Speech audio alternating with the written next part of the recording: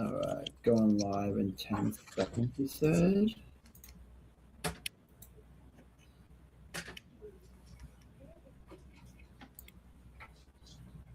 All right, looks like we're live. So welcome everyone to another great session today with some of the authors of PMBOK 8. So one of the reasons why I'm hosting today instead of Ahmed is he's not feeling very well. So we're still going to put on a great session, right? Because we're project managers. And that's what we do at the end of the day.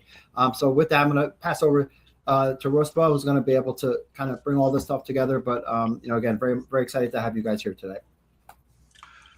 Thank you, Daniel. Hello, everyone from everywhere. We want to start the 4th episode regarding deep dive into PMBOK, and I have two of my great friends, Rich and Arif. We want to go through finance, risk, schedule, and one of the challenging concepts of procurement.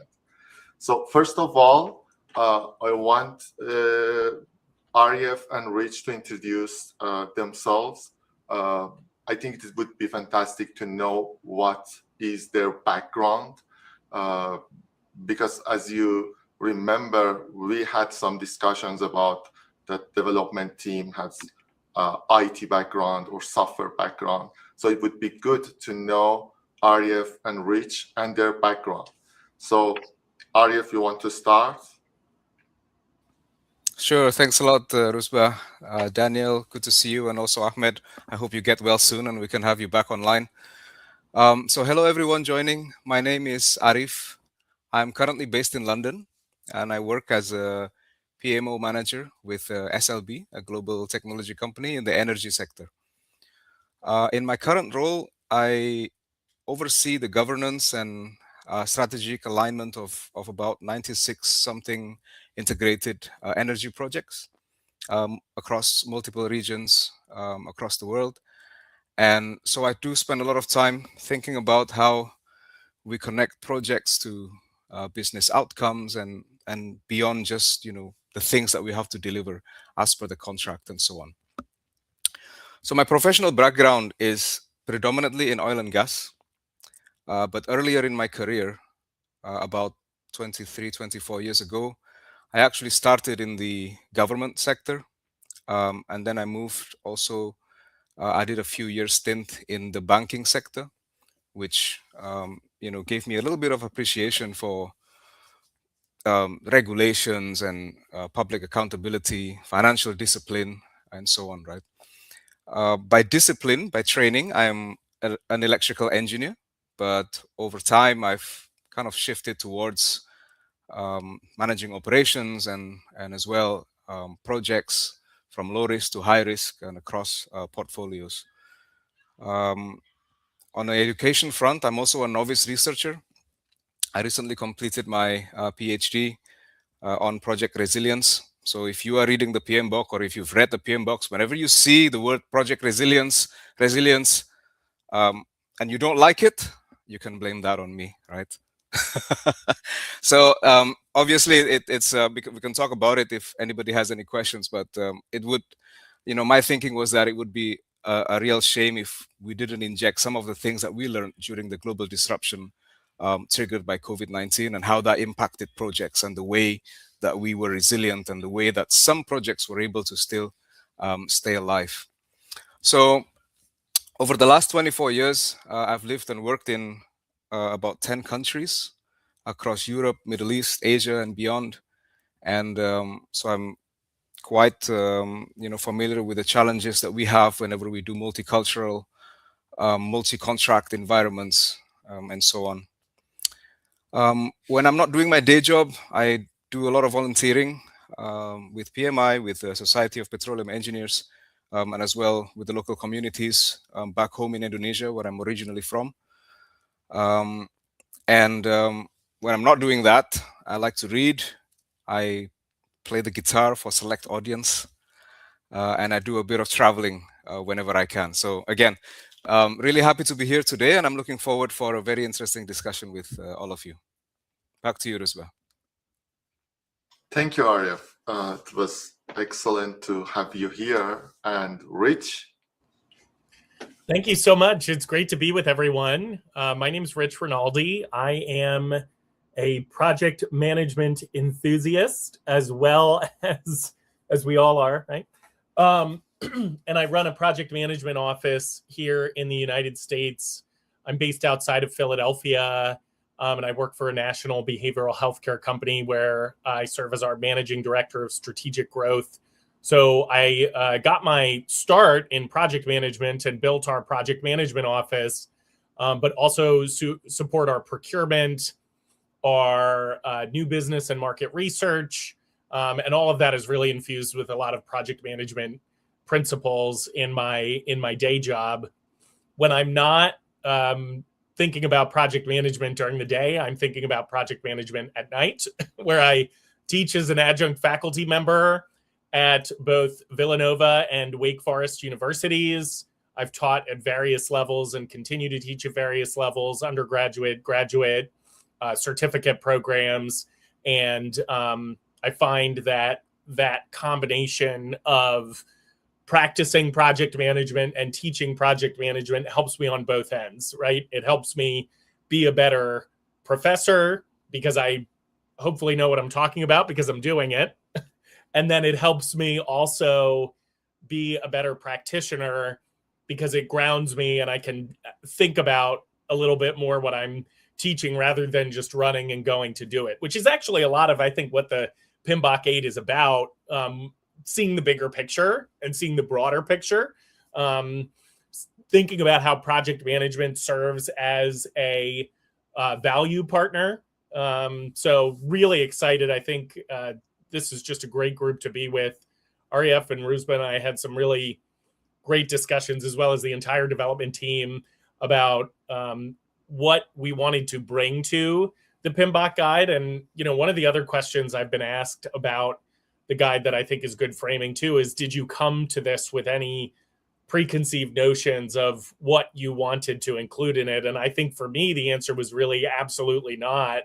And that was one of the reasons I think we have a really strong product, is because everyone came to the table and made the case from their different perspective why we should include particular things and why we shouldn't include particular things. And I think we ended up with a really, as I said, stellar product because of it, and good debates and disagreements that we'll hopefully get to share a little bit more with you here. So great to be with everyone. Thanks for having me.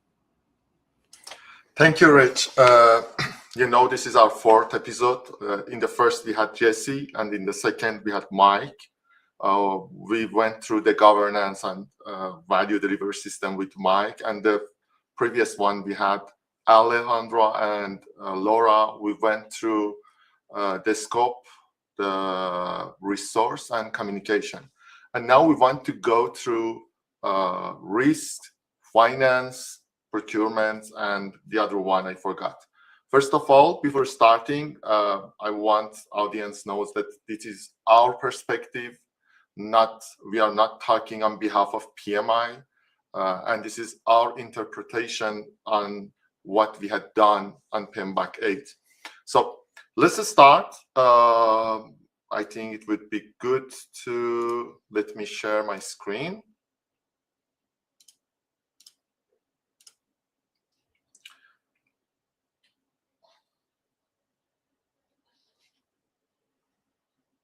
Okay. So first of all, let's start with risk. And I think we don't have too much change on the risk performance domain, but the first change which can be highlighted is perform risk analysis, which is the combination of qualitative risk analysis and quantitative risk analysis.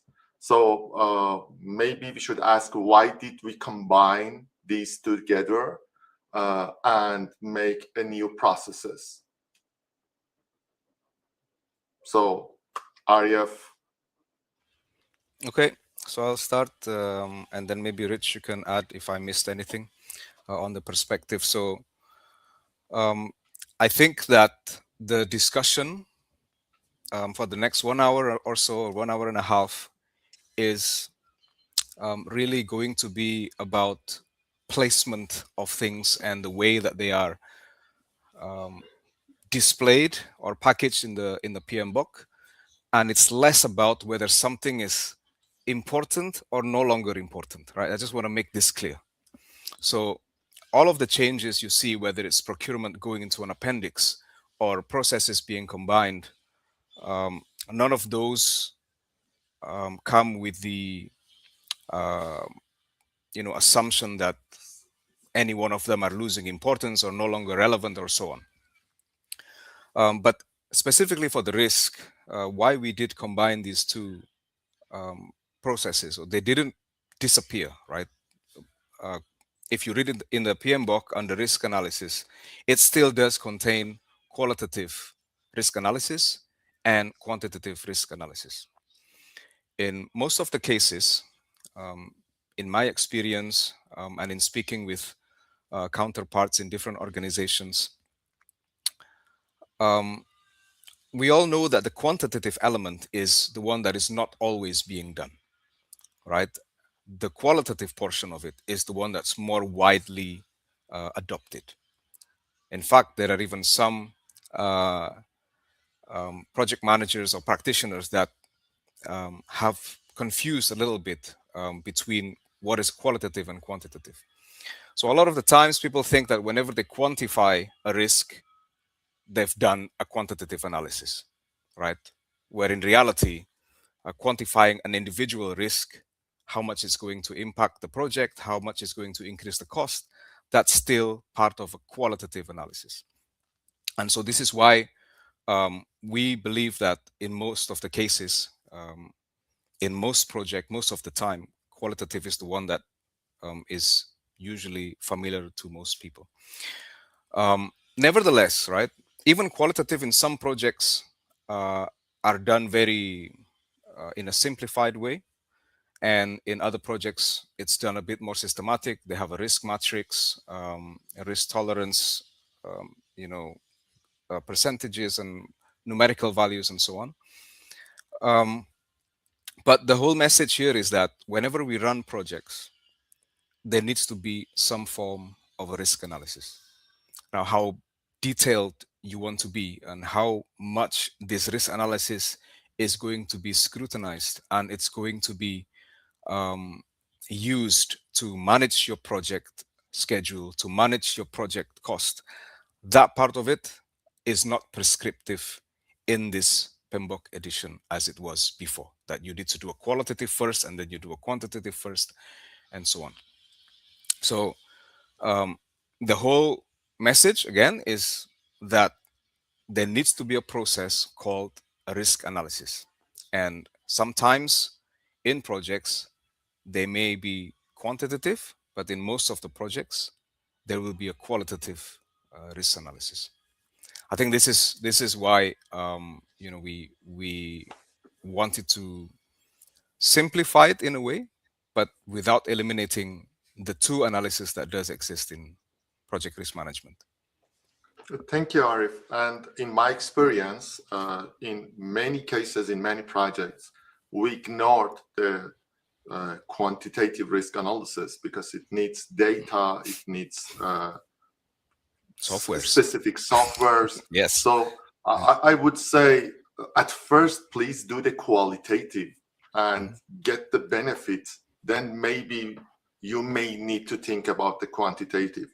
And we still have the quantitative in risk management standard. And if the person wants to be a risk expert, the person needs to go deep in the risk analysis, quantitative and qualitative. And we still have much detailed content in the risk management standards. But I think, as you mentioned, we need to just do the risk analysis, and the first and basic one is qualitative and also quantitative if needed. Rich, do you want to add something?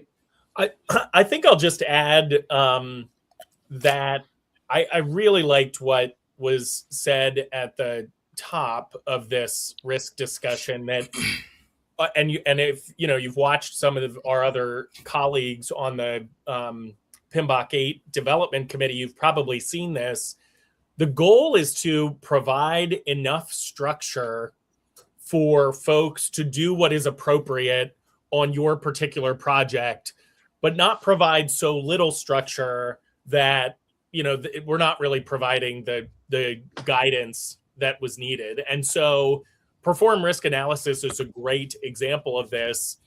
Of course, there's going to be both quantitative and qualitative analyses performed, or maybe not quantitative if, you know, that's not appropriate for your project, as was just discussed.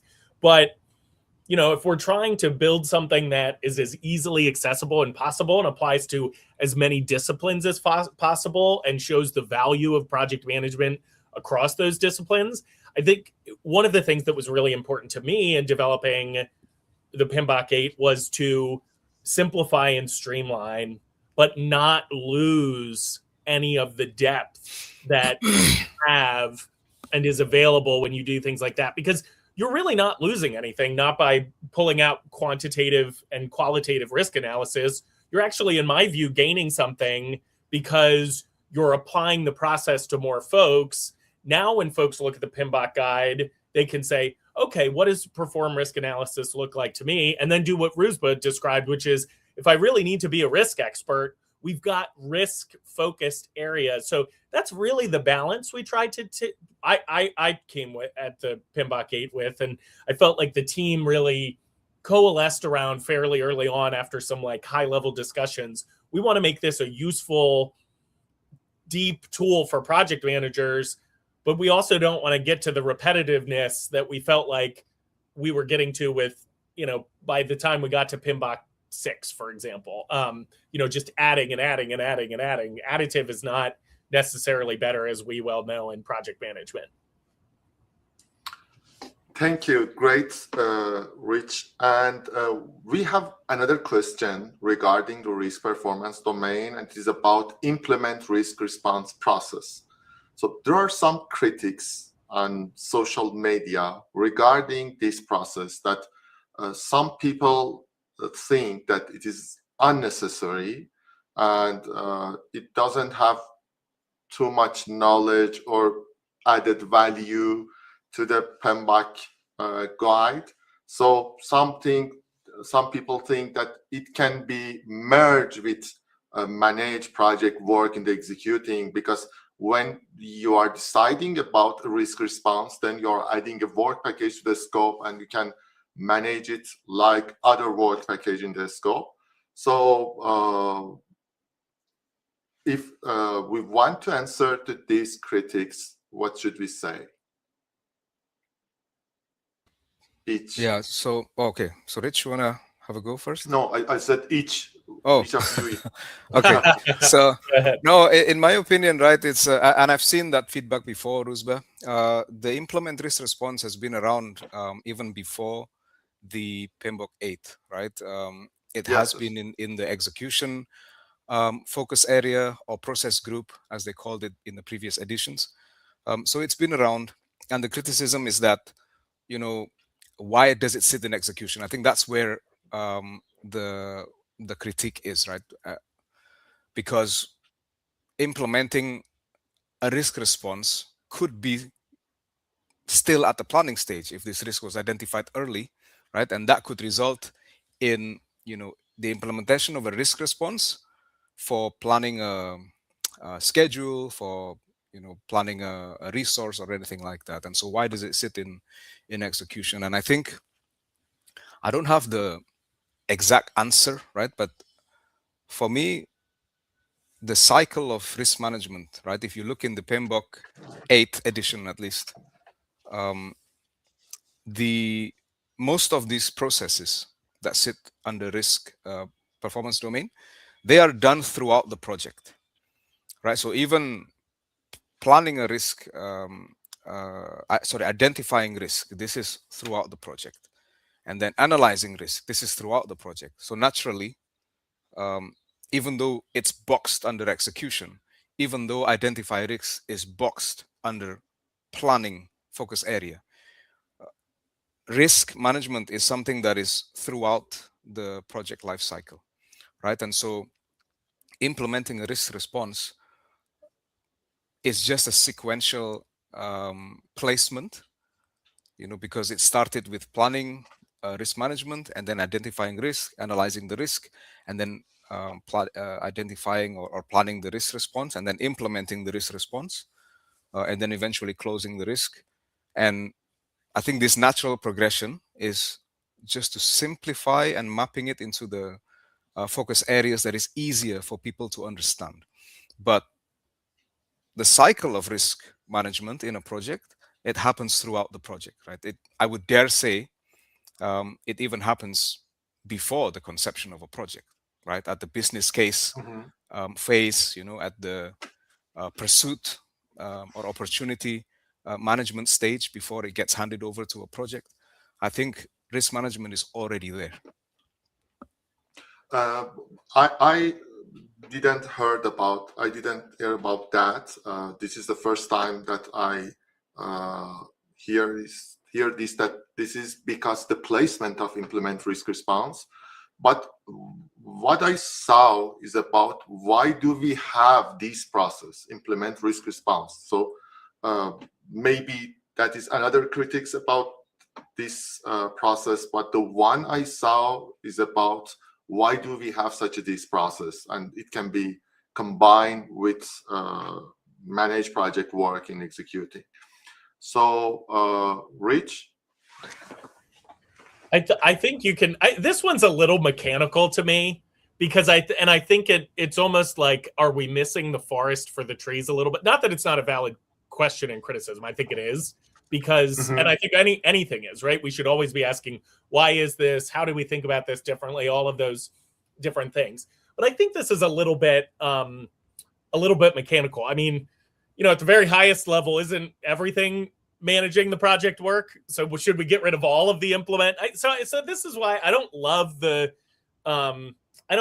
coming up with this dichotomy, because at some point we just have to put a stake in the ground and say, this is where we're delineating things. And if you're developing risk responses, at some point you have to implement those risk responses. So it's not just managing the project work. It's different. The risk domain, we know, is really important, and it's one of the reasons that it still exists in the PMBOK 8. So I think it's a valid question, and I think there are different vantage points on why we might draw the line in different places. But if we're going to focus this much on risk, there has to be some connection to execution, or we're kind of missing the point, right? If we just put it in the monitoring and controlling, put it in the planning, well, when you're executing the project work, a risk response is sometimes going to have to be implemented. It's more of a logical flow question in my view.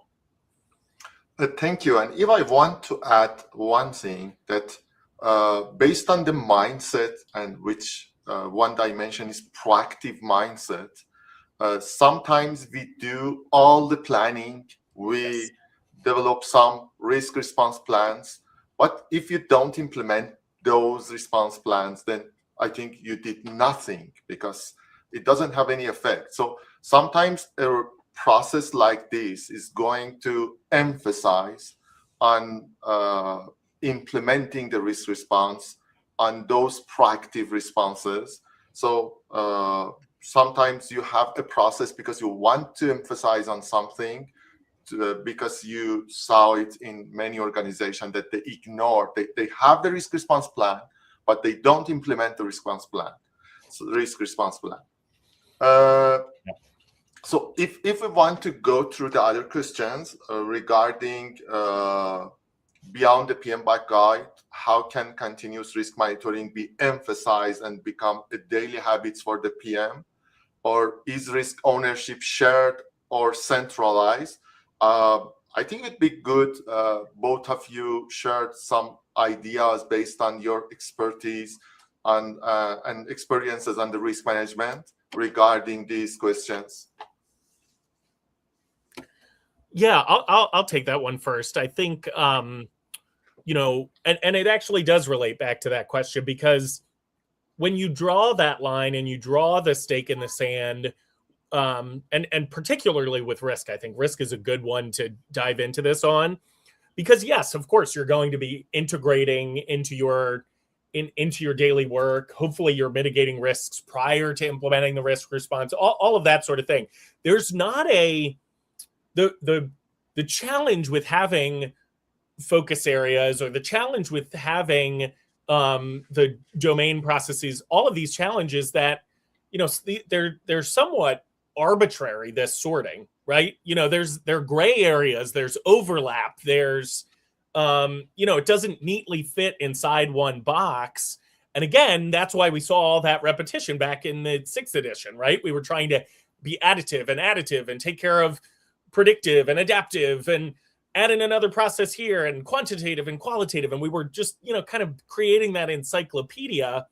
The goal of the PMBOK 8, I think, is to move beyond that. So you can't fit everything in a particular box. And so, for me, when we think about things like, is risk ownership shared or centralized? Is it measured by outcomes or documents? Those are false dichotomies. At the far ends of predictive and adaptive, you may have particular ways in which risk is managed, as the example that we're discussing here. But in most instances, risk ownership will be shared, and project managers should be thinking broadly about how they help mitigate that risk. You may also have a centralized office that focuses on particular types of risk that may be appropriate to your project. And I would say in general, risk effectiveness is probably measured by outcomes, and that's probably true of most projects. It's important to have documentation. It's important to have clear lines of delineation, but it's also important to go into situations as a project manager and not say, well, I'm going to make sure I take care of the risk, make sure that it's documented over here, but it's someone else's problem to deal with. It's everyone's problem to deal with. And the project manager needs to be maybe not the expert on all of these things, but have that breadth of knowledge to be aware of potential risks and raise them to the right individuals. Thank you, Rich. Yeah, so if I may add, right, I'll add a little bit to what Rich has already explained, and I want to address a very interesting comment in the LinkedIn chat as well. So I think measuring the effectiveness of risk management is largely, it should be on how that risk mitigation or risk response has an impact on the outcome or the target or the goal, right? Because if the goal is to reduce the risk impact, if the goal is to chase an opportunity or a positive risk, as some people like to call it, then when that opportunity materializes, then that's when a risk is properly managed and is effective. So I think it's definitely not by documents, and that's not to say that the documents are not important, because I can tell you that in projects that I've been involved in, whenever we re-enter a market. So, for example, we had a project in Kuwait.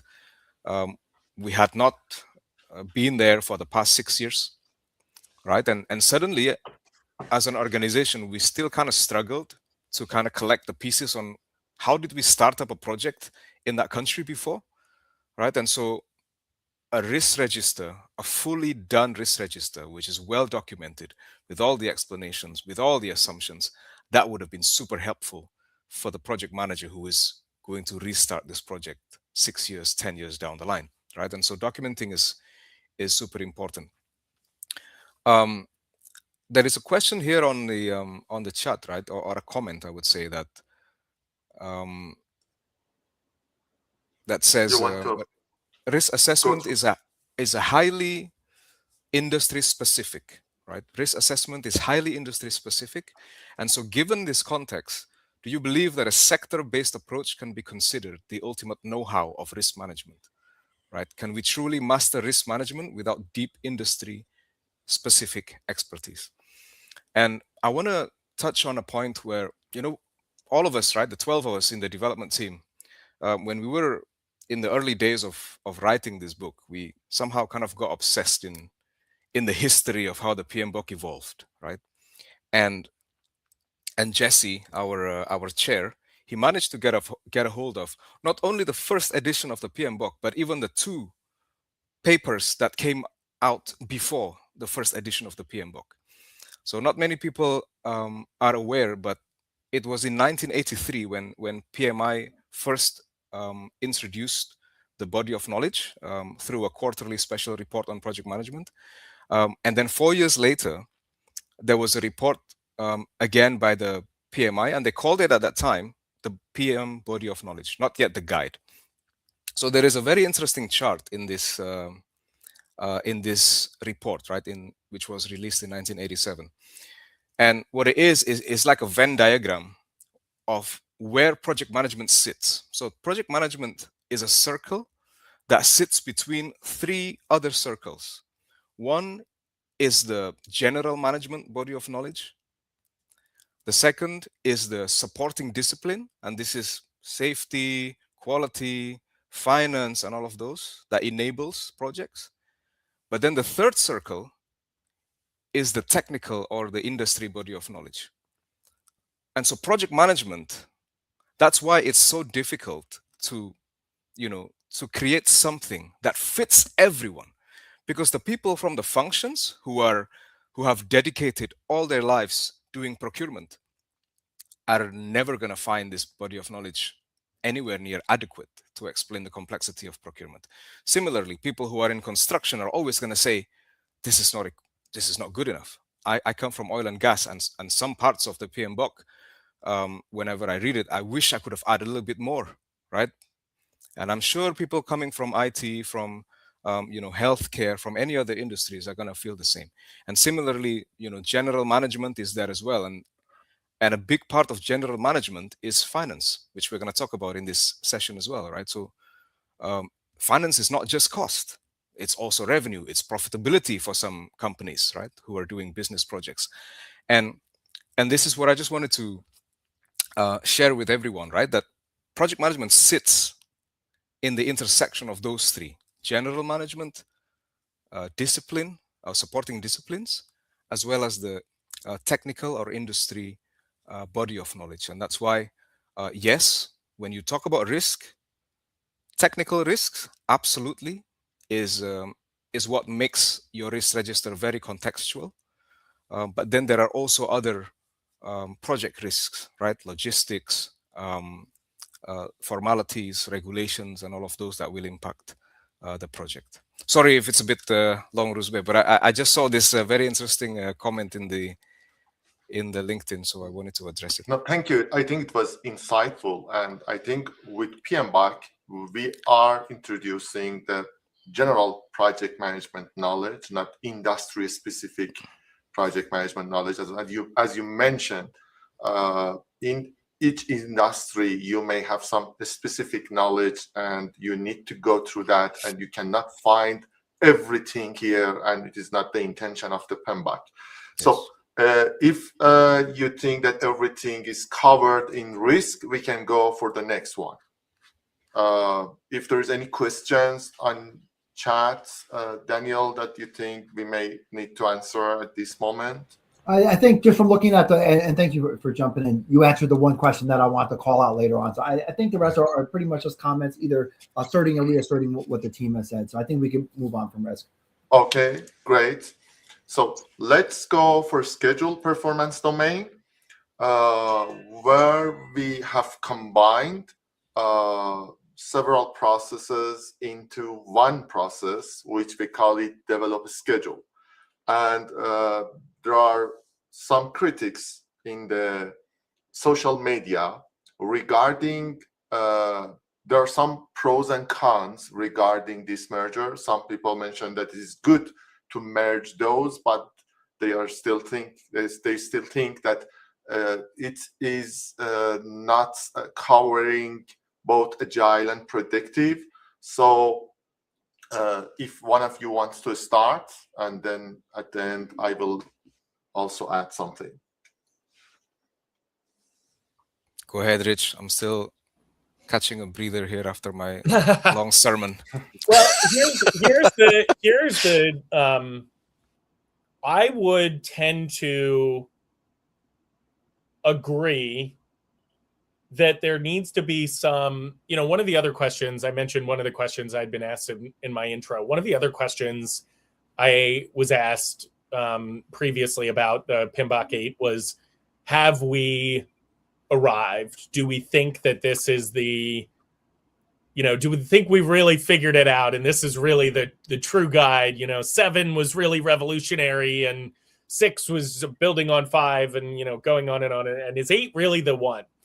And my answer to that, and I'll come back to schedule and how it relates, is that, no, definitely not, because we have developed the best iteration that the development team could come up with a great, diverse, global industry, et cetera, backgrounds. But we also had a really hard task. How do we make PMBOK 8 make sense of the field, but also not just go back to 6 and say, well, 7 didn't work, we want to go back to 6. Or say, well, 7 didn't work, we just want to, merge 6 and 7 together, which is, we didn't do any of those things. We said, okay, we really need to build something that is going to be where the field needs to go. And my hope for 9 is that it builds on this and it starts to refine this rather than rebuilding again. I think that, and again, as Rusba said at the top, these are personal opinions. So my hope for 9 is that we have established a sort of a new era of the PMBOK guide. And so for schedule specifically, I think that when you talk about adaptive scheduling or agile scheduling as an example, where the criticism of this particular domain may exist, it's almost hard to even broach the topic of scheduling within a totally adaptive or agile environment. And the words that are used in project management can sometimes be at odds with what is really used in the agile community. And so I think that's some of what we're feeling here. But again, I think in the interest of simplicity, in the interest of elegance, in the interest of building something that we think can be iterated upon, I think this is a really good starting point and is something that we can build from. Again, rather than being additive, we've pulled some things together, streamlined scheduling. Could we push things a little further in future? We as a community push things a little further towards the agile and adaptive side in the next iteration of the PMBOK? Certainly. But do I think it's a really good starting point from where scheduling once was, which is very, in my view, extremely over technical and was not really reflective of where we were as a field. Yeah, I think we accomplished a really good first iteration of that. Thank you, Rich. Before Arif start, I want to add one thing, because I think I was in the first group when we started to work on schedule.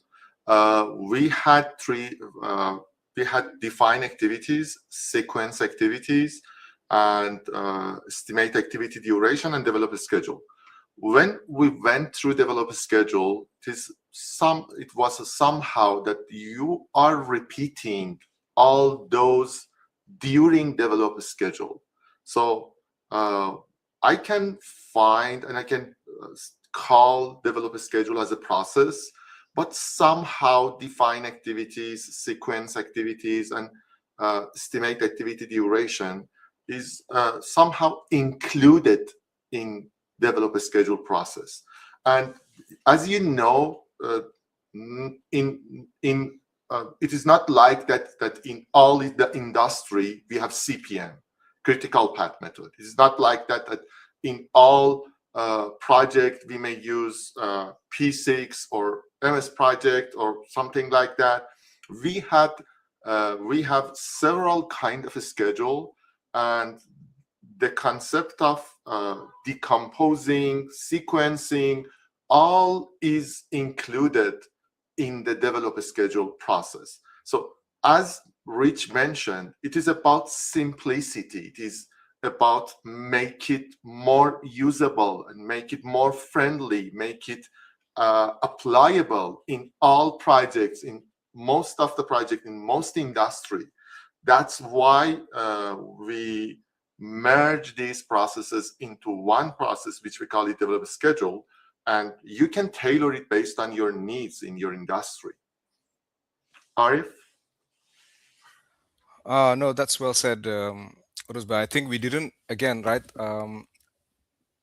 I think whenever we see a change in the addition, I don't think there is ever any intention to reduce the importance or to eliminate, right? And as Rusba said, why did everything get combined in the develop schedule? And I think you've said it very well, that whenever we are in the process of developing the schedule, those are like iterations, right? Estimating durations and calculating or estimating the effort needed, and so on, sequencing. So all of that, before it becomes a baseline, before it gets sanctioned as a project schedule, the resources that are involved may give feedback on the effort assumed, and that may get revised. And so all of this happens naturally whenever we develop a schedule, and therefore the process, to make it a bit simpler, right, for everyone, is to develop the schedule. But when you read the explanation or the description of the developed schedule process, you will find all of that. You'll find a loop, a 4-step loop of estimating resources and effort, and then all the way to adjusting, right, before we actually develop that schedule. Exactly. So everything is still there. Now, what does PMBOK 8 promote more? Fixed schedule or adaptive schedule? I think it doesn't promote either, right? It certainly just depends on what you need and the context of your organization, because in the end, every project is different, every organization is different, and therefore the way you run projects are different. But whether you're running an adaptive schedule or a fixed schedule, I think the sequence is going to be the same. You're going to define the activities you need, you're going to estimate the effort and the duration, and then you're going to come up with that, right? And I want to just touch a little bit on this critical chain and critical path and so on, right? How is it emphasized? I think the more I don't want to say the better question, or I would like to probably say the question that have been asked to me a bit more often is, why are we suddenly focusing a lot on critical chain? Why is it mentioned so much in this edition, critical chain? Are we promoting that, and are we because we didn't have it in the previous edition, and then we will have it again in this edition? Yeah, exactly. So what I wanted to say is that, critical chain is not the only one we called out, right? We still talk about CPM, we still talk about Kanban, we still talk about other methodologies in which you can use whenever you develop schedules, right, for your projects. But it is important to raise awareness. I think there's a lot of good things in the critical chain methodology, right? That, the assumption of resources, like when you use a CPM, for example, we are kind of assuming that the resource is always going to be there throughout the projects, and it's going to produce the same output all the time, right? And that's why, we thought, let's inject a bit of a critical chain and to get people aware, to see if they can learn a little bit more, spark curiosity, right?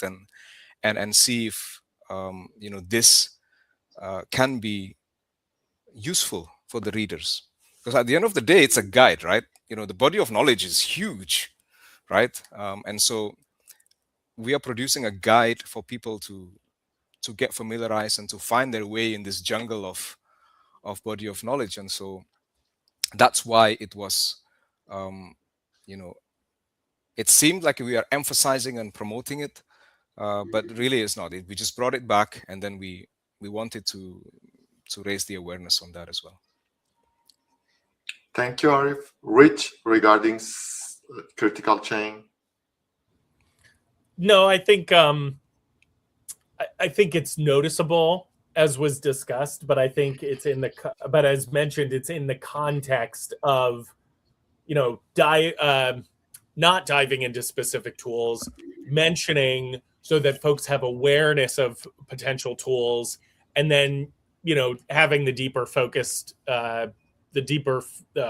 areas or supplemental materials beyond the PMBOK guide that folks can really dive into. I do think that's kind of that balance between, not providing enough detail that folks are aware of it and aware that it's an option kind of in that area and arena, but not, making sure, this is not the encyclopedia of the critical chain. If folks want more on critical chain, that's what's going to become, industry specific, context specific, company specific.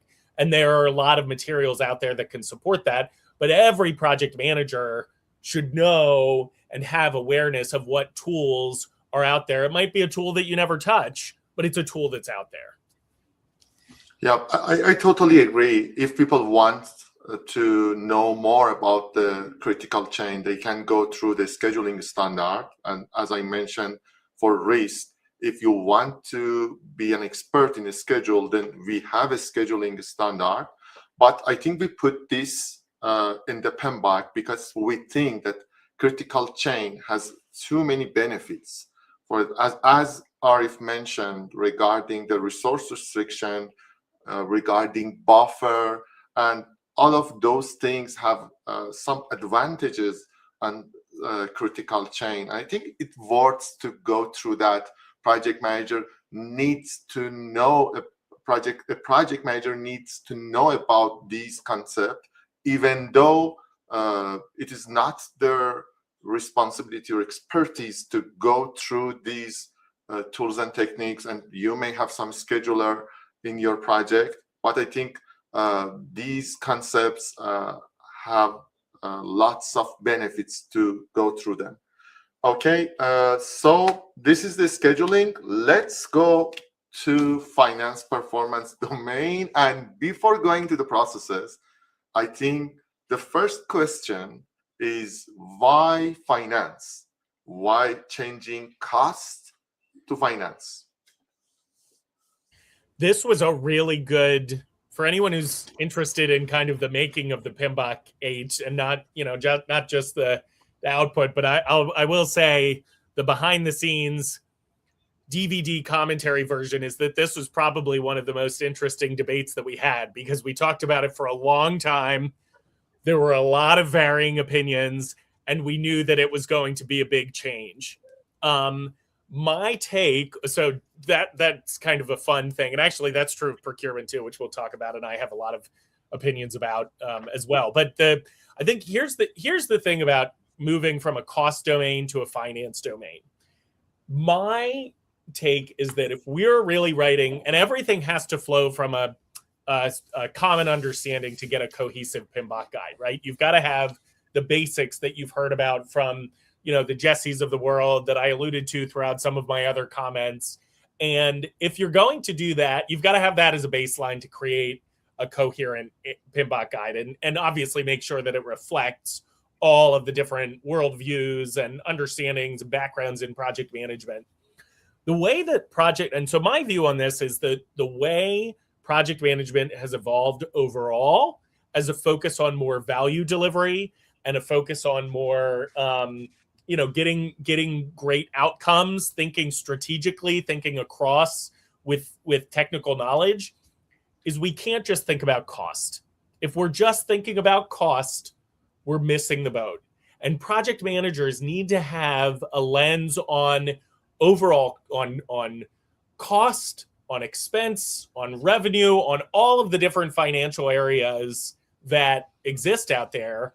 And so cost felt limiting, and it felt limiting to us as project managers because we know that we do so much more than control costs. I think that, obviously the old iron triangle is still an interesting dichotomy, but the folks I talk to have all agreed that we're moving beyond those constraints into a new world of project management where we're touching a lot more, we're involved with more value delivery. And to limit what our focus as project managers are on the cost side it just frankly doesn't make sense in 2025. And by the way, just as is true with all of the other domains, it may make sense for you as a project manager. It may make sense in an individual's project management role, depending on how a PMO and is structured, or a project manager's role is designed. Maybe cost control is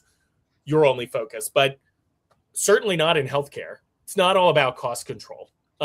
It's about, how are we increasing revenues? How are we having more trained up folks so that we can have better reimbursements? There's a lot of different pieces that project managers touch. And again, not industry specific, but that's my particular lens. Cost was limiting. And so we needed to broaden it, and finance was where we felt most comfortable with the language. Thank you, Rich. That was very insightful. Arif? Yeah, just to continue on what Rich has already started with, right?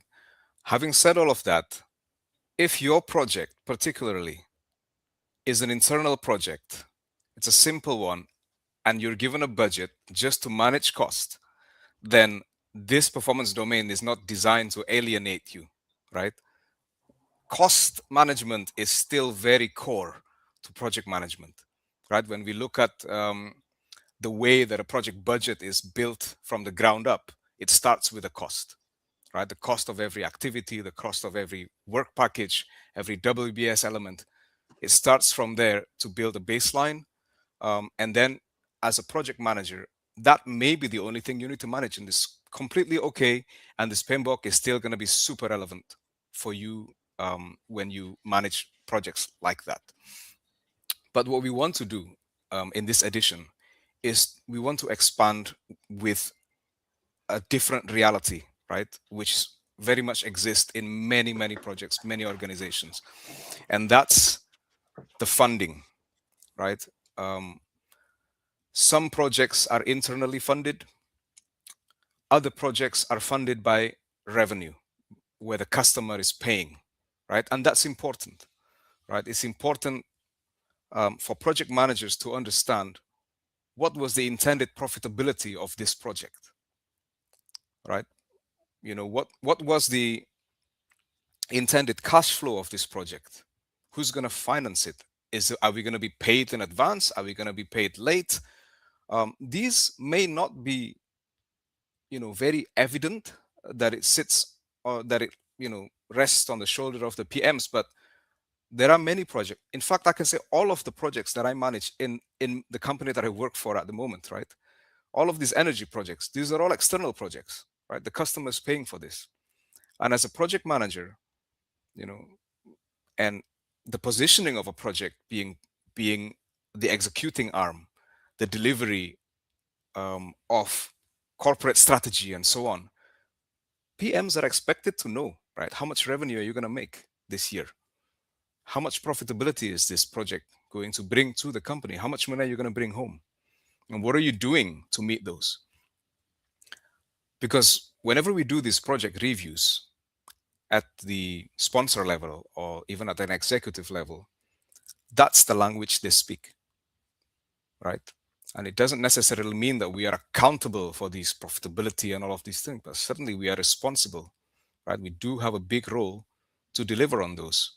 And that's why we introduce in the PMBOK Guide 8th edition these phrases, right? Which with a little bit more emphasis, there's talk about revenue, there's talk about cash flow, there's talk about return on investment, internal rate of return, and many others, right? And those are metrics that is going to be useful if you're a project manager, so that you can elevate your position, right?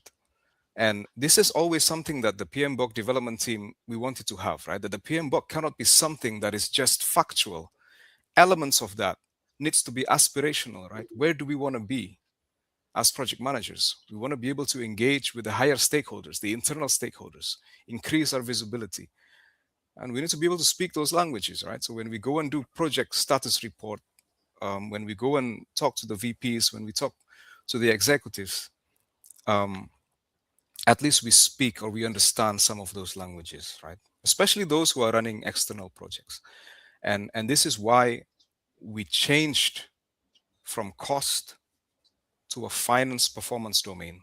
As in, we're not, I see that there is a comment, are we not going to step over the toes of the CFO and all of this?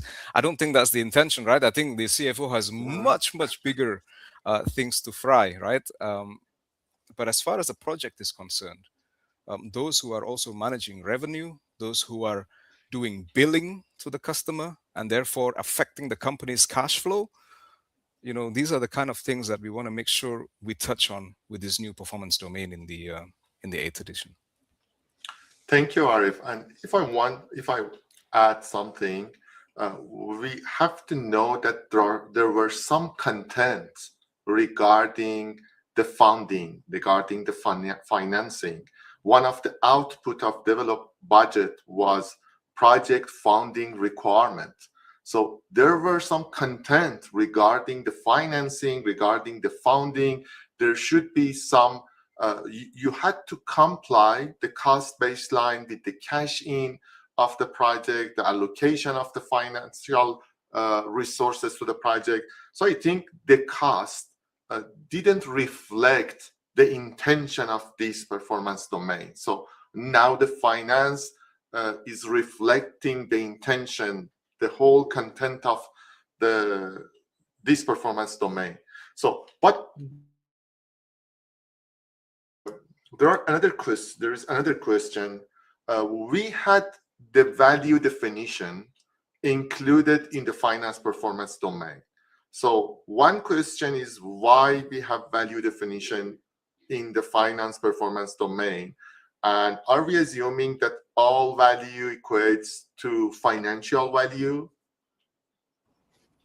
I think that we are actually assuming the opposite, is that all value does not equate to financial value. That was another there was definitely some overlap when we were having this discussion. What goes in value versus what goes in finances versus, just to make sure that we were hitting all the right things at the right time. And I think what you're seeing there is that the development team, particularly the team that worked on the finance area, although everyone sort of worked on everything, but we were trying to be sensitive to the fact that it wasn't all about increasing revenue or containing costs. Sometimes the finance domain is about accepting what is most valuable to a particular, project or area, company, industry, that sort of thing. My particular lens, again, on the non-profit side, the healthcare company I work for is a nonprofit organization.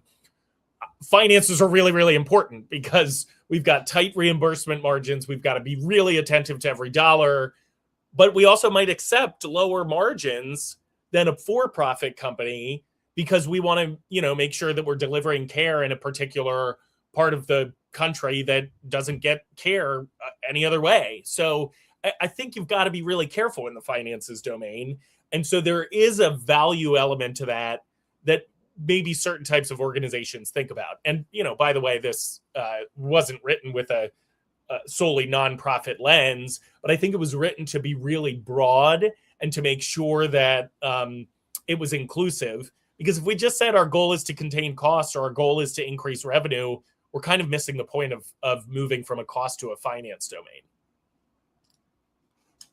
Thank you, Rich. Arif? Yeah, and just to add to that, Rich, right? It's absolutely true, because I think many of us and those in the audience, I'm sure you have been in situations where we spend a little bit more and exceed a little bit more than the budget, but for a good reason, right? So my personal experience has been, for example, we had to expedite the delivery of one of our deliverables 2 months in advance. But this is because they want to mark the delivery of that product to at the same time commemorate the independence of the country, right? So then it has a good publicity, it has a good, the reputation of all the parties involved will be elevated. You cannot put money on that, right? When you have that you then get the government trust, the local government appreciates what you've done. So, if we do stick to the old definition of being on time, on cost, and on schedule and all of that, then this would be a complete disaster project, perhaps. But if if you see it from a bit of a distance, and then you take into account the type of things that are intangible, the renewed trust that they have with us, and the potential future business that they may give to us, and so on, that cannot be quantified in dollar amount, then it was justified, right, to spend a little bit more. It was justified in other occasions. For example, we had to look at COVID, right? During that time, I interviewed more than 200 projects around the world, right? And most of them, what they said was, Arif, we were happy enough that nobody got killed in the project. And that was a success criteria, right? And that meant that they would have to take things a bit slowly. They would mean that they would have to fly extra choppers, whatever they have to do, right? Just to extract this additional benefit, right? Even though it was not in the original scope. And so I think if you look and read in the PMBOK 8th edition value definition, in the same paragraph, it also says, right, that sometimes spending more in the project is actually acceptable, right? Depending on the type of value you're getting for this additional spend. It's actually explicitly mentioned there. So yes, the placement of it may be under the finance domain, because naturally that's kind of how people measure value, is through monetary value. But we do explicitly mention there as well that there are other benefits that we cannot measure with monetary value. Yeah, that's correct. Not all values are monetary value, but most of the project may look for financial and monetary value. And let's go for one of the challenging concepts that we had during. Oh my God! I think you should tell this one, Rusba. This was beat up, battled. We were in Barcelona, 6 of us. We had to be. Yeah, we were kicked out by the restaurant owners. Yeah, because we couldn't agree on which one we want to put in the PMBOK. It took more than a month to go through several discussions regarding different scenarios. So just to describe what it is, in the left, what you're seeing is the definition of cost baseline, contingency reserve, management reserve, and also budget, which we had in PMBOK 6, PMBOK 5, and before. Based on that, the contingency reserve was included in the cost baseline, and management reserve was an extra reserve which is included in the budget, but it is not included in the cost baseline. So as far as we know, when we read the PMBOK 5, PMBOK 6, we knew that the contingency reserve is part of the cost baseline and management reserve is not part of the cost baseline. But then in the PMBOK 8, we had another scenario. The scenario is about that cost baseline is the approved version of work cost estimates. So when you have the work cost estimates and you have some approval on that, then it will become cost baseline. And then you have the contingency reserve, and when you add the contingency reserve to the cost baseline, then it will become initial project budget. And management reserve is something different, which is not included in the project budget. So we had different discussions, different ideas regarding that. I was the fan of the left one, and I think Arif was the fan of the right one. So I remember when we were in the Barcelona, we had 3 hours discussions on the dinner table. I think the person asked us to leave because it was a very serious discussion. So Arif, do you want to add something at end? I will Yeah, sure. try to conclude it. So in the end, because it was not just me and Rusbeh, right? I think the group was kind of divided, and what we came up with, or what we agreed with, was that, well, these two very strong opinions are a reflection of true realities, right? And that's why they both remained in the PMBOK. But what I wanted to highlight here, why did it become such a debate, right? Is the control over these reserves, right? And where do they sit with regards to the project manager, right? So when the contingency, like for me actually, Rusba, my projects in oil and gas was more towards the left one, where my baseline includes the contingency reserve. So every activity that I had would have a built-in contingency reserve, right? And therefore, as a project manager, when I was managing projects, I know that if I can complete this in such amount of time, then I would be able to free up those reserves, either to keep it for my next well or my next deliverable, or I could free it and improve the bottom line, the profitability of the project. So on the right side is a little bit different, where the reserve is designed to be there. And I think this one is more, I think Laura was the one who was very, Yes. yeah, who was very much used to this type. She was telling me, no, Arif, I mean, we do have reserves. Yeah, it's not like we didn't plan it. But as a PM, I don't have access to that reserve unless I go through a formal, request, and it has to be approved and all of these things. And then my take on that, then what's the difference? Why would you have a baseline if that's the exact same as your estimate? This doesn't make sense. Whenever we have these debates between the development team, is the difficult part for me is to remove myself from that sectoral ego, right? Because Exactly. I come from the energy sector, right? The oil and gas and all of this. And Laura comes from telecom. She spent some time in automotive as well. And Rich comes from healthcare. So I'm used to seeing things in a certain way for 20 years. So whenever somebody comes and says, no, it's not like that, it's different, then it's very easy for me to, well, your way doesn't make sense, sorry. But then when you hear other people are saying, no, in agriculture, for example, Esteban, right? He works in agriculture, and he says, no, it's similar. We see it like this as well. And then that makes you a little bit humble, right? And okay, maybe there are ways of doing things. And eventually we agreed after 1 month that, okay, so the principle is that there are projects that have reserves implicitly managed. So they build it into the baseline, they build it into the budget.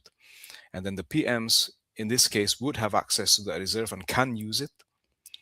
And then the program manager, the portfolio, or the division manager, with the coordination of the controller, may be able to access the management reserve as well. And that the entire project budget includes the management reserve. And anything that goes beyond that will need to go through a higher management of change. So those are the ones that are managed implicitly, but there are also those, right, that even from the activity level, the project management does not really have much room to move, although they know that there is a reserve, that there is a risk being allocated for that. But to access that risk, there needs to be an additional step to change that baseline, because you are exceeding the baseline, because that's what the project was designed to have, is that baseline. So that's the difference. And these are eventually what we agreed. Well, these are then two realities, right? Yeah, and actually not having a particular viewpoint on this subject, But I do want to point out that this is interesting because it's fairly rare in the PMBOK 8 that we decided to include things that could be defined in multiple ways. So we wanted to, as I mentioned earlier, build something that could be broadly applicable. And by doing that, we wanted to say, like, back to the risk assessment example, which I think is a really good one. We don't need to perform quantitative and qualitative risk analysis as separate processes. That can be one because you might do that differently, industry dependent. This feels different to me because it's definitional, right? And that's, I think, why the team struggled with it so much. And oftentimes with definitional pieces, we would say, okay, we can come to an agreement and we'll define it in one particular way. But it turns out that this is really a reality and requires definitions depending on where you are and where you sit and how you're using it. So, but that was not something we wanted to do for everything, because you could have 2 diagrams of everything that we put in there, and that would be really problematic, right? This I think is a good example of an exception. Yeah, and there's a funny comment. There's a funny comment from Dimitri, right? Arif, you didn't have anyone from the government sector. I've been in government projects, and gosh, yeah, this is even more complicated, right? Amol also was from government. Correct. Is from yeah, government. Amol works in Abu Dhabi, and he builds museums in Abu Dhabi, right? For the Ministry of Tourism, and it's even more complex, right? Because in certain countries, certainly from where I'm from in Indonesia, when you deviate against the budget, you really, really have to be careful, right? Even as a contractor, as a subcontractor, because then you may be questioned for conflict of interest, corruption, and all of these things, right? And the public scrutiny is a little bit more scarier than it is in internal projects or corporate projects, right? Cross corporate projects. Just add to this, I saw a comment regarding a person surprised about our discussion through the dinner.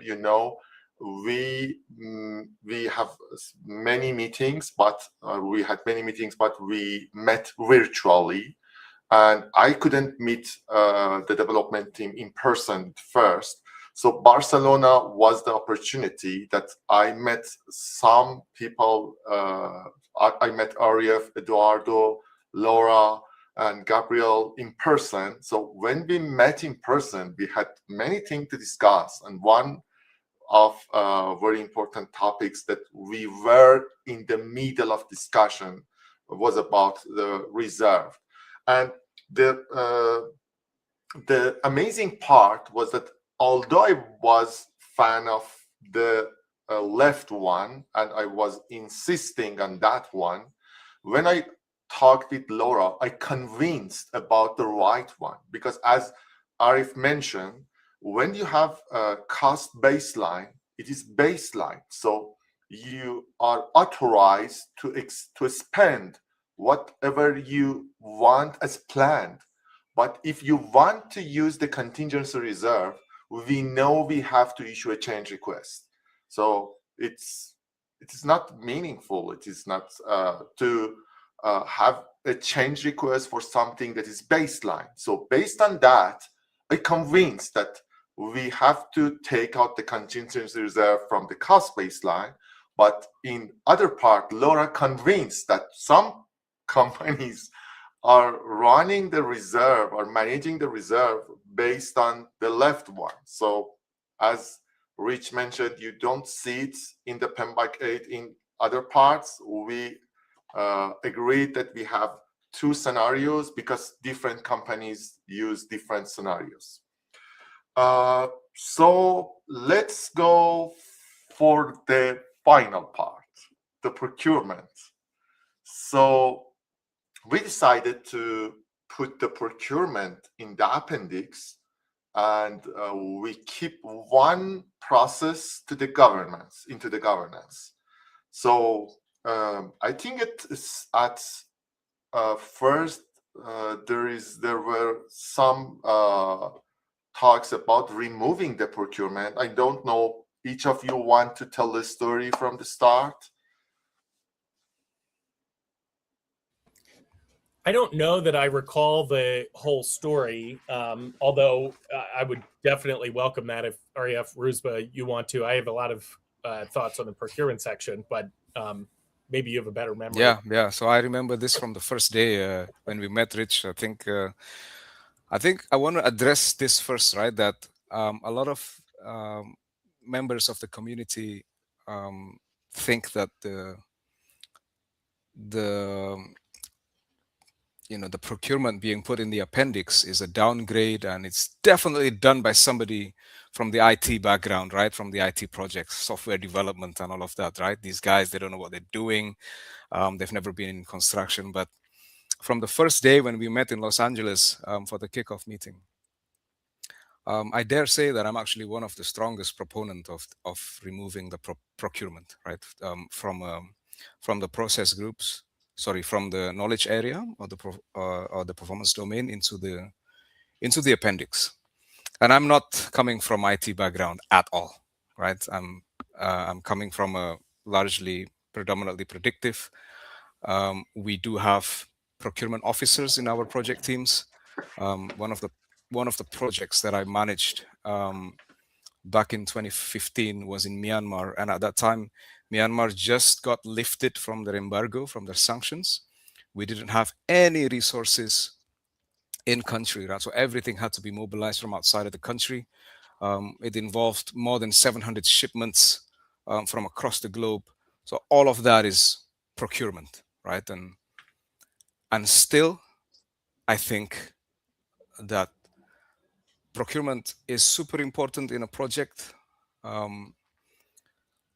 but it's so important that it deserves its own place, right? That it involves something a lot bigger. And the reason I say this is because in all of the projects that I've been involved in, and in my discussions with the many people who have run projects in constructions and in other places as well, although they don't necessarily agree that procurement should be removed, explicitly from the process groups or from the focus areas, they all do admit that the procurement work that they do within the projects is not detached from the larger organization policies and procedures, right? So in all companies, or in all projects, I would say projects is just a part of the larger organization. And doing a contractual agreement, it's usually, I've actually not been in any projects or never spoken to anybody in projects where the project manager is able to sign on behalf of just the project to a vendor or as a supplier. They all follow the procurement policies, the supply chain, the planning and supply chain procedures of the company. And they're usually in coordination with the procurement manager, with the supply chain manager, and they follow the governance of the organization.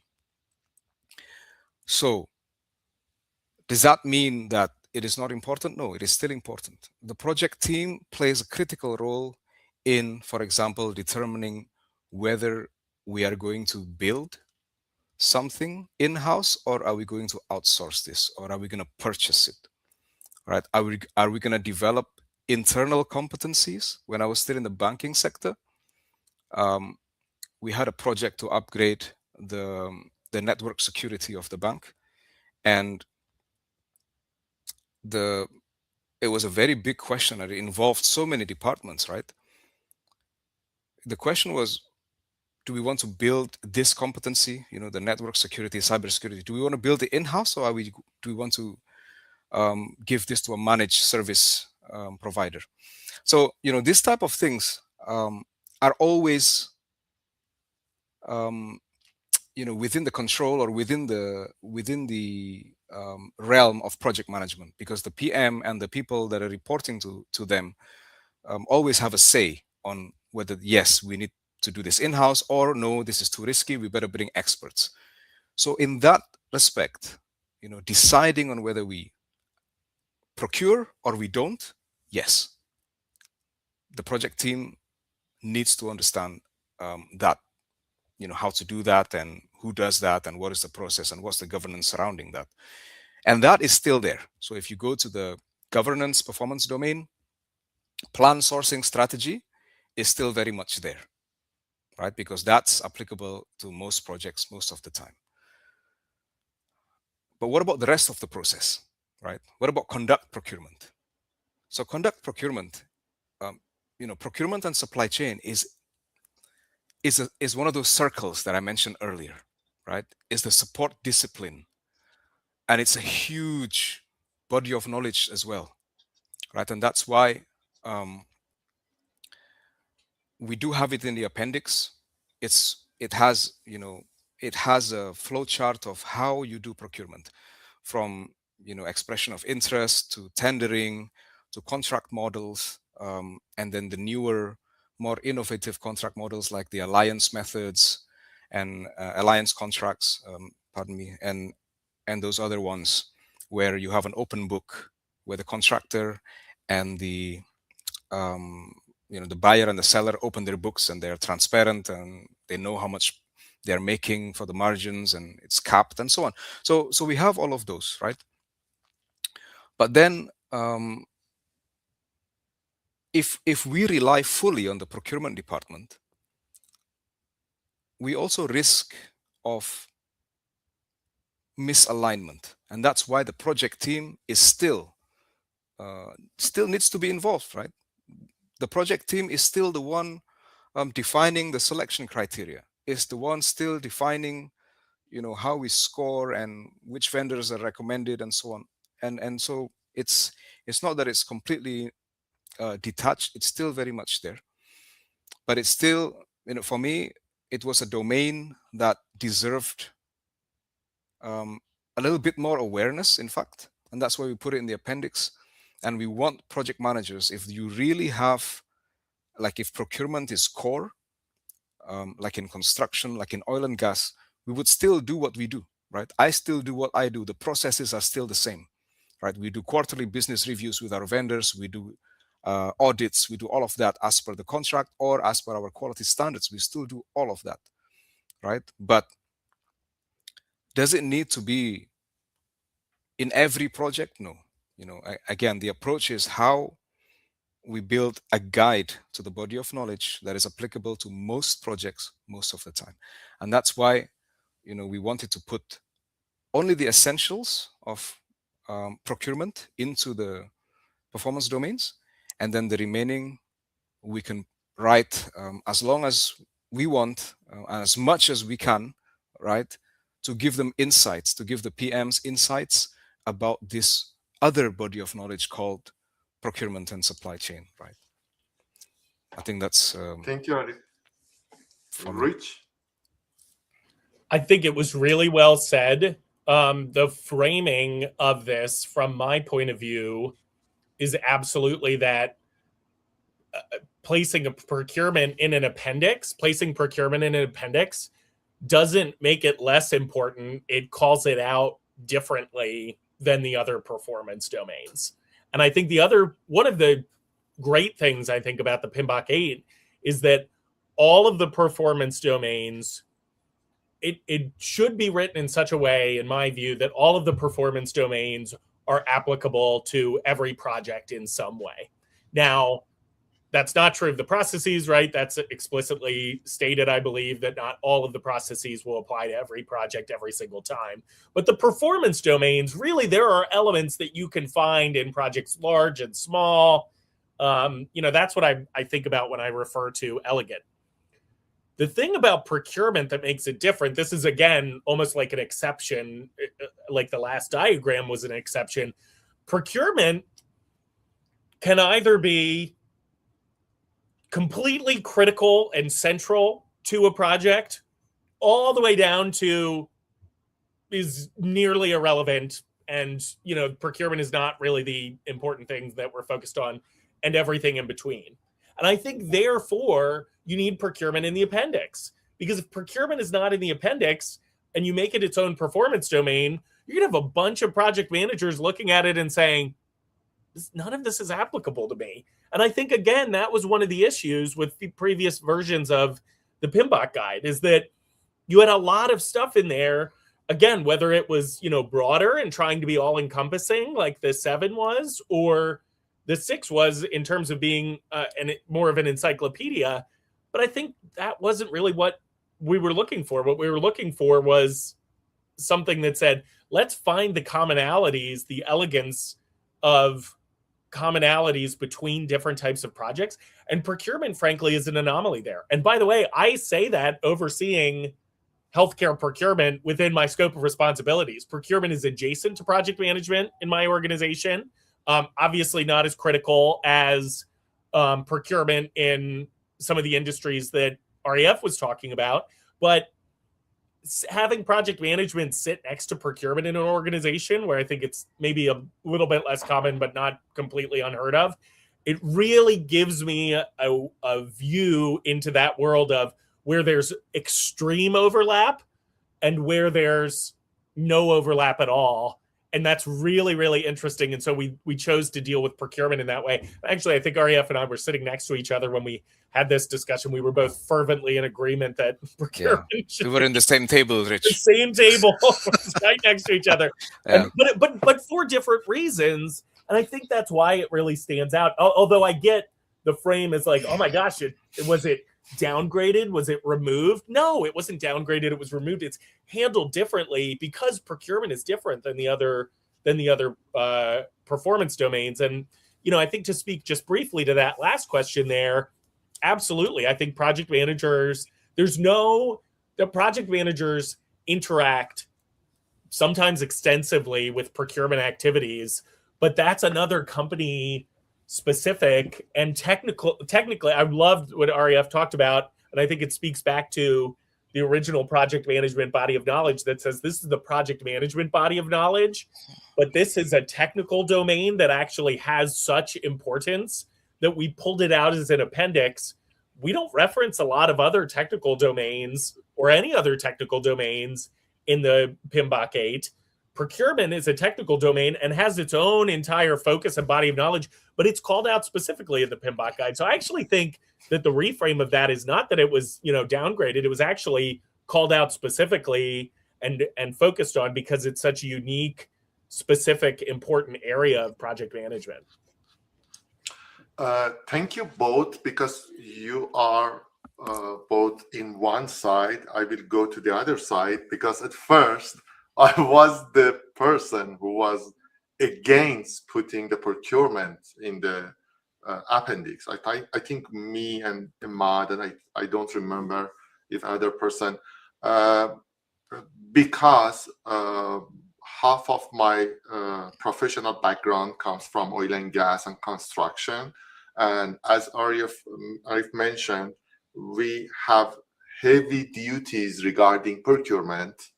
But I think when you are a member of 12 development team, then you have to see these from other perspectives. So when you see the concept from other perspectives, you will realize that not all people in not all companies in all projects use the procurement as the way you do. So as mentioned, in some organizations, there are totally other department handling the procurement, and some project we don't have procurement at all. If you want, I remember when I was teaching PMBOK, one of the knowledge areas that you could put it away at all was procurement, because some project you may not have any procurement at all. But during the discussion, we came to some agreement, as Arif mentioned, that we know that some of the procurement duties are for project team. For example, the make or buy decision. And we put it into plan sourcing strategy, and we put it in the governance section, because we think it is not for specific performance domain. It is in governance, in an umbrella, in all aspects.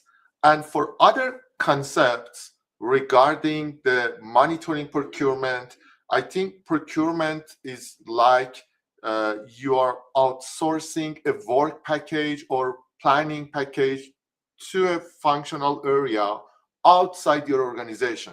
So as you monitor and control the scope, schedule, cost, resource on your work package inside your organization, you have to do the same for those. So when you are monitoring procurement, it is about monitoring the scope, monitoring cost, monitoring schedule. So I think it has been covered in all other processes. And when you are closing the project, also you are closing the procurement contracts. And as Arif and Rich mentioned, we think and we believe that project manager needs to have procurement knowledge. So you have the procurement knowledge in appendix in case you have procurement duties and you need to know about the procurements. So I think we had several discussions regarding procurement in development team, and we got feedback from the community of the project management, and based on that, we have what we have now. So I think we finished with the questions. So I don't know, Daniel, if we have any more questions in comments. It's just a lot of them started to answer themselves, or you guys answered the questions. Let me see. Okay. I think there's one that you kind of answered the question. Yeah, no, it looks like, now again, great discussion. I learned so much from this because I've had a lot of these same questions myself. I work in IT specifically, but where sometimes it is in, sometimes it isn't. So I learned a lot, but it seems like everyone else did as well. So no extra questions, my friend. Okay. So we have a question from David Parshall.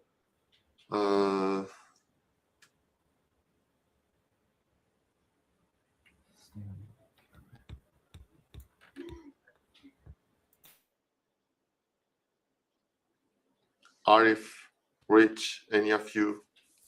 Yeah, I think it's right. What David is saying is that context can only come from the project.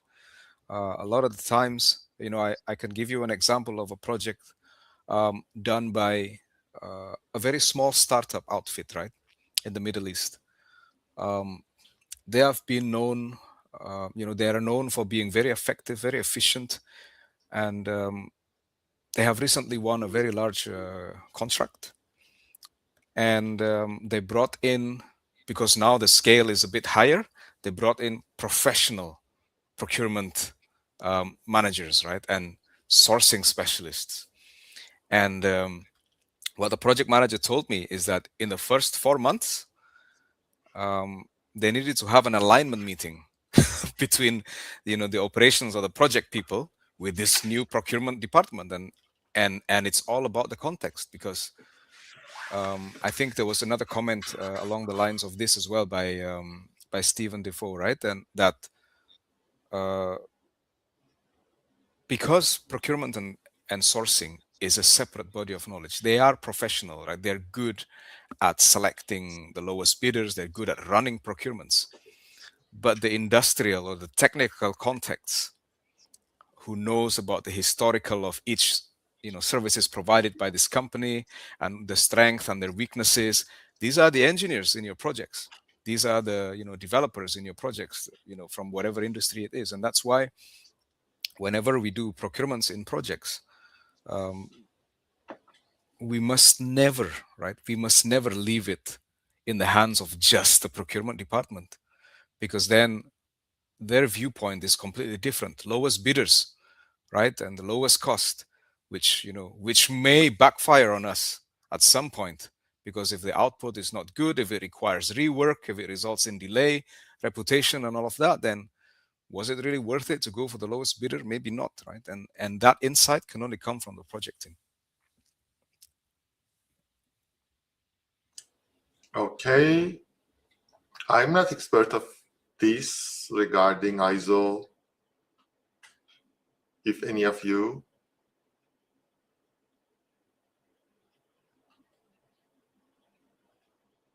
Me neither. Okay. So yeah, I'm not expert of ISO and IEC. So okay, I think we missed now.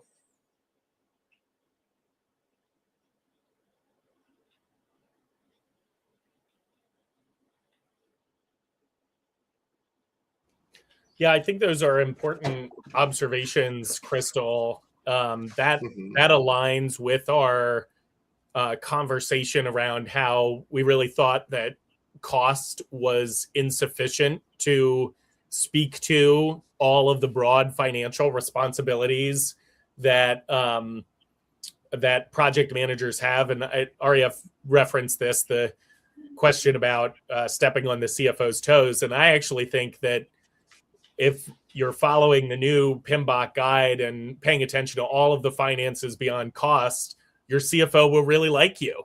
So that's a good thing.